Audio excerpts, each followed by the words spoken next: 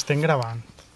Capítol molts de... 153 antes de Cristo. De l'últim supervivent. De l'últim supervivent. Així la policia que està per ahí darrere ha tirat a uns 5.000 ocupants més o menys que estaven fent botellón.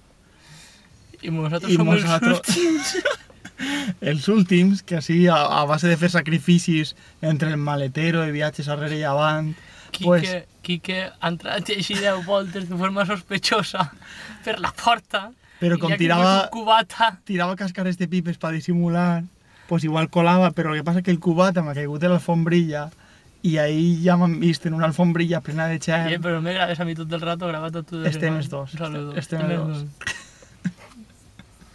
I bueno, això, i la policera que tenim ahí darrere, rubia, la xicona, le ha pegat un mozo, un bocadillo que té en el maletero perquè I ja és la nostra quartada. Entonces, si ens diuen que no podem beure cubates... I pues, que ja no pot menjar bocadillos. Ja no pot menjar bocadillos de chorizo. Nena. I ahí està, volem endur-nos els cubates sencers. A veure si podem, perquè han tirat així a les 50.000 persones que n'hi haven. És més anarquista. Mos hem aprofitat de la llei, que diu que dins del cotxe, que és com ta casa, pues pots estar ahí beguent i tal. Sobretot este, que té microondas. I li pots tirar per les alfombrilles, l'alcohol i això, i no passa res. La lliga l'any que ve. Però bé, Carlos m'ha tirat les corfes de les pipes per ahí. Que cabrón has sigut tu.